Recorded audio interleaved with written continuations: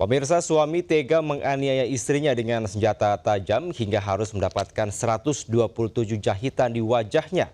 Sementara itu, jasad wanita muda ditemukan dengan tubuh penuh luka di area persawahan.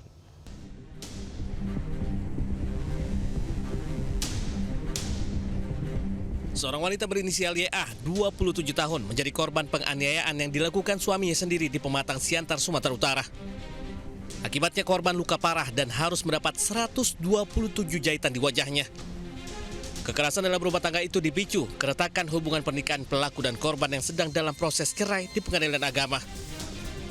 Pelaku diduga meminta cerai dan melarang dua anak mereka dibawa korban. Kasus ini kini ditangani unit PPA Polres Siantar. Saat ini proses perkaranya masih tahap penyelidikan. Kami telah melakukan pemeriksaan terhadap pelapor maupun saksi. Dan untuk menguatkan keterangan kejadian tersebut, korban telah kami visum. Dalam waktu dekat, kami akan gelar perkara untuk menaikkan perkara tersebut ke tahap sidik. Korban berharap agar pelaku segera ditangkap untuk mempertanggungjawabkan perbuatannya. Dari Pematang Siantar, Sumatera Utara, Dharma Setiawan Anyus melaporkan. Siap di lokasi kemudian di persawahan kemudian. Warga digegerkan dengan penemuan jasad seorang wanita muda di area persawahan Desa Tangkil, Kecamatan Sragen, Jawa Tengah. Saat ditemukan, korban R 26 tahun dalam posisi telungkup dengan sejumlah luka di bagian tubuh.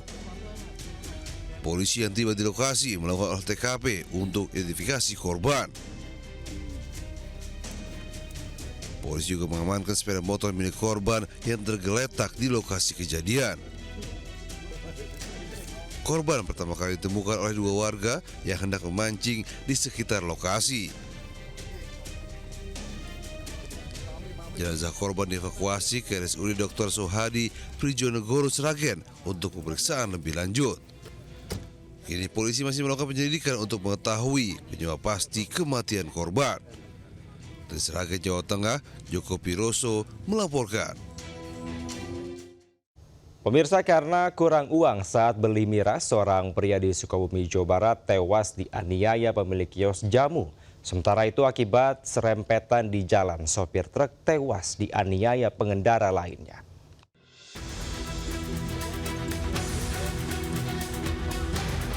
Seorang pria berinisial RR terkapar usai ditikam pemilik kios jamu di Jalan Ningka Selatan, Baros, Kota Sukabumi. Akibatnya, korban menderita luka parah di bagian perut. Korban sempat dibawa ke rumah sakit untuk mendapatkan penanganan medis. Naas korban akhirnya meninggal dunia. Sebelumnya, korban bersama rekannya dikeroyok oleh 3 orang saat hendak membeli minuman keras di sebuah lapak jamu. Permasalahan itu dipicu lantaran korban tidak cukup uang untuk membeli minuman keras tersebut. Tim Pusat Satreskrim Polres Sukabumi Kota akhirnya menangkap 3 pelaku pengeroyokan, BH, BK, dan R di wilayah Banten saat hendak kabur ke Sumatera. Atas perbuatannya, pelaku terancam hukuman 12 tahun penjara.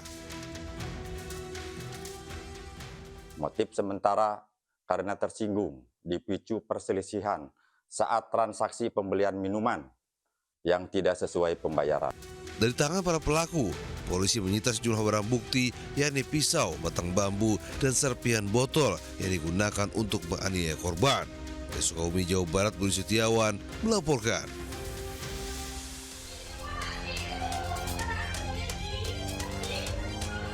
Seorang sopir truk jadi korban penganiayaan di wilayah Kabupaten Beru, Sulawesi Selatan. Warga di sekitar lokasi memberikan pertolongan dan segera melarikan korban ke rumah sakit. Namun naas, korban dinyatakan meninggal dunia akibat luka yang diderita. Setelah mendapat laporan keluarga, polisi kemudian mengejar pelaku penganiayaan dan menangkapnya. Kepada polisi, ia mengaku tersulut emosi setelah cekcok akibat serempetan di jalan. Di jalan ada sedikit serempet, terjadi serempet antara kendaraan tersebut, kemudian terduga pelaku ini menahan korban, kemudian ada cekcok dan terjadi penikaman. Saat ini pelaku masih menjalani pemeriksaan di Polres Baru. Atas perbuatan pelaku terancam hukuman hingga 7 tahun penjara. Dari Kabupaten Baru, Sulawesi Selatan, Udin Syahrudin Anyus melaporkan. Pemirsa, jasad bayi perempuan ditemukan warga dalam sebuah kantong plastik di area masjid. Warga juga temukan secari kertas bertuliskan pesan untuk memakamkan sang bayi.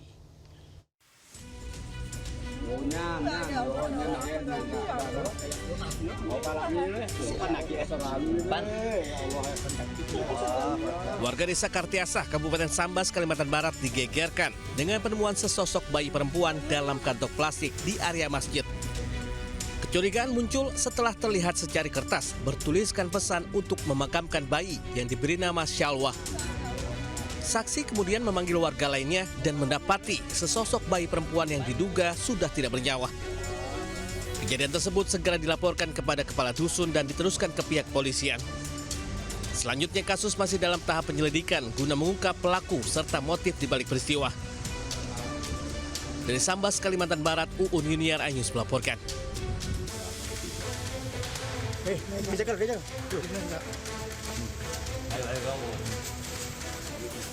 Inilah detik-detik penggerbekan warga terhadap pria berinisial RZ, 34 tahun, seorang oknum perangkat desa Kalidawir, Tanggulangin, Sidoarjo, saat mendatangi rumah seorang wanita bersuami tengah malam.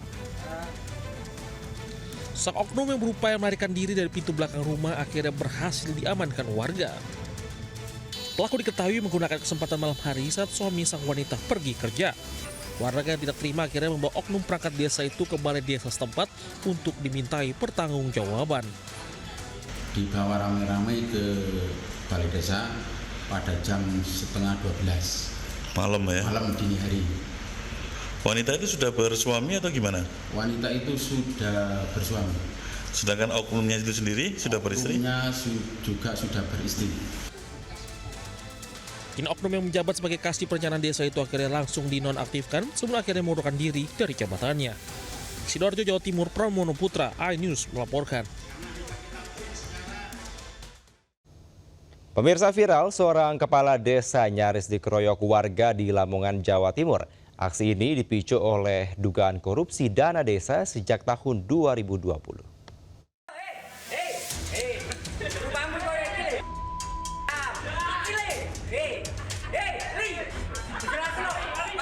Ratusan warga desa Blawirejo, Kecamatan Kedung Pring, Lamongan, Jawa Timur, menggeruduk kantor balai desa setempat.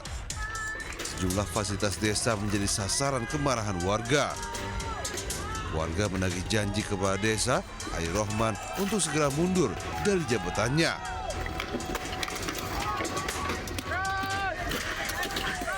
Aksi ini dipicu oleh dugaan korupsi dana desa sejak tahun 2020 hingga 2026 dengan total kerugian mencapai 1 miliar rupiah. Bahkan kepala desa nyaris menjadi bulan-bulanan warga. Untuk petugas gabungan siap menenangkan massa yang emosi. Menurut warga, sebelumnya kepala desa telah berjanji akan mengembalikan dana dan mundur tepat pada tanggal 31 Maret 2026. Namun hingga batas waktu berakhir, janji tersebut tak kunjung ditepati. Warga pun melakukan penyegelan terhadap kantor balai desa hingga tuntutan mereka dipenuhi sepenuhnya. Dari Lamongan, Jawa Timur, Abdul Wahid melaporkan. Pemirsa, Majelis Hakim Pengadilan Negeri Medan memvonis bebas Amsal Kristi Sitepu, seorang videografer di Sumatera Utara. Amsal sebelumnya dijadikan terdakwa dalam kasus markup pembuatan video profil desa dan dituntut 2 tahun penjara. Air mata ini ada air mata kebebasan, teman-teman. Tapi ini bukan air mata kebebasan untuk saya saja, tapi ini kebebasan untuk semua insan kreatif yang ada di Indonesia untuk tetap bisa bebas berkarya di negara kita ini. Amsal Kristi Sitepu, seorang videografer di Sumatera Utara yang dijadikan terdakwa dalam kasus markup pembuatan video profil desa di Kabupaten Karo, tak kuasa menahan haru usai divonis bebas oleh majelis hakim. Dalam putusan yang dibacakan, Amsal dinyatakan tidak bersalah. Majelis hakim juga meminta hak-haknya dipulihkan dalam kemampuan kedudukan harkat martabatnya sebagai seorang videografer. Menurut Amsal, putusan majelis hakim ini merupakan kemenangan bagi pejuang ekonomi kreatif yang ada di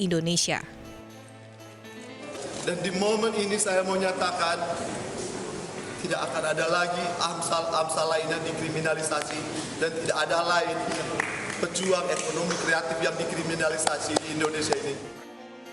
Sebelumnya JPU Kejaksaan Negeri Karo telah menuntut AMSAL dengan hukuman 2 tahun penjara dan denda 50 juta rupiah serta mengembalikan kerugian negara sebesar 202 juta rupiah. Kasus ini sudah berjalan selama beberapa bulan sejak tahun 2025. Dari Medan, Sumatera Utara, Said Ilham, iNews melaporkan. Pemirsa, informasi tadi sekaligus mengakhiri Lintas iNews siang hari ini. Saya Kevin Pakan, pamit undur diri. Terima kasih, sampai jumpa. Wassalamualaikum warahmatullahi wabarakatuh.